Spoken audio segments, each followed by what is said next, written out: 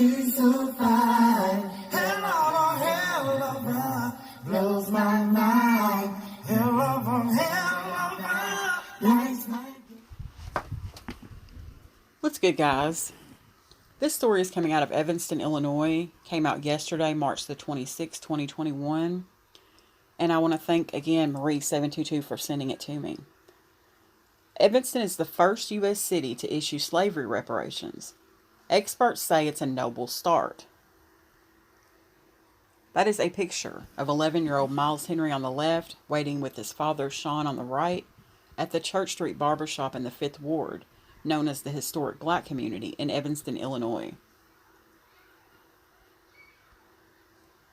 The historic plan by Evanston, Illinois to make reparations to its Black residents, including housing grants for a fraction of the city's families, has prompted questions about whether funding such programs, as opposed to direct payments, can be considered reparations for slavery and racial discrimination at all. The first phase involves giving 16 residents $25,000 each for home repairs or property costs.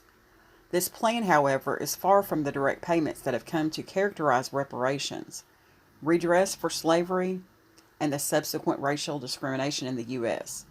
But experts say Evanston's plan is a noble start to its complicated process. I certainly would like to have money to go directly in the hands of individuals, but I don't think in this regard that should prevent an initiative like this from starting, Andre Perry, author and scholar in residence at American University, said. You know that saying, perfection is the enemy of the good? That somewhat applies to this.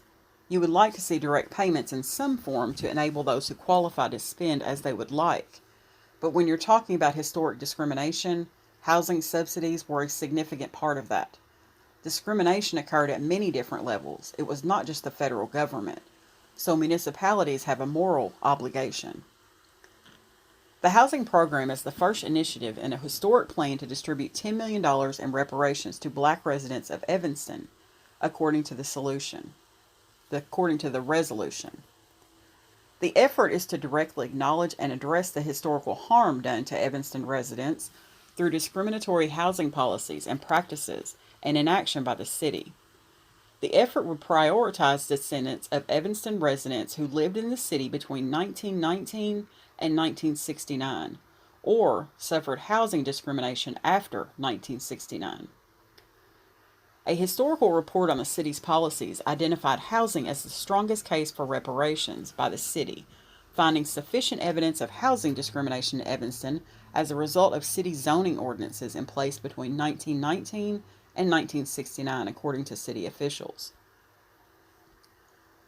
That is a picture of a Black Lives Matter sign sitting in front of a home in Evanston, Illinois on March the 23rd. Alderman Cicely Fleming called the resolution a housing plan dressed up as reparations and said true reparations would be defined and dictated by the people rather than city leaders. Critics have even noted that simply funding home ownership does not adequately address the systemic racism that makes it difficult for Black people to build wealth through the practice. Meanwhile, Sebastian Knowles, a college student who unsuccessfully ran for Evanston mayor, told the New York Times that giving $400,000 to 16 Black people in a town of 12,000 Black residents is not reparation. The columnist Darlene Glanton described the resolution in the Chicago Tribune as mostly a symbolic gesture, with little of the substance the reparations movement hoped for, adding that African Americans won't get a dime in their pockets. It will have little, if any, impact on the lives of the other approximately 12,000 Black Evanston residents, Glanton's column reads. It probably won't even make a dent in addressing the economic disparities resulting from decades of neglect. Alderman Fleming tweeted about the column. Evanston officials have said they aren't able to give direct payments to residents without subjecting them to a tax burden. In the resolution, officials said the city decided to prioritize housing first as a result of community feedback. The $10 million project is funded by donations and revenue from the city's sales tax on recreational marijuana. The City Council established its reparations fund in 2019 and will administer funds for the housing grants. We should honor what happened in Evanston as historic, Dreesen Heath, a racial justice researcher with Human Rights Watch, said. The city of Evanston's remedy plan was always centered around the localized harm that black residents in Evanston faced. That means looking at the local policies, laws, practices that were anti-black and discriminatory and how they impacted the black residents there. These reparative housing measures were specific to harms that happened between 1919 and 1969 in Evanston, Illinois, and therefore specific harms require specific remedies. That's why this first phase of the program seems to be designed to address that directly. We need local governments to assume their culpability in creating these harms so that we have a more holistic response to the level of pain and suffering that continues to impact black people on all economic and social corners. That is a picture of a mural displayed on Lighthouse Whole Food Grill on Dodge Avenue in the 5th Ward.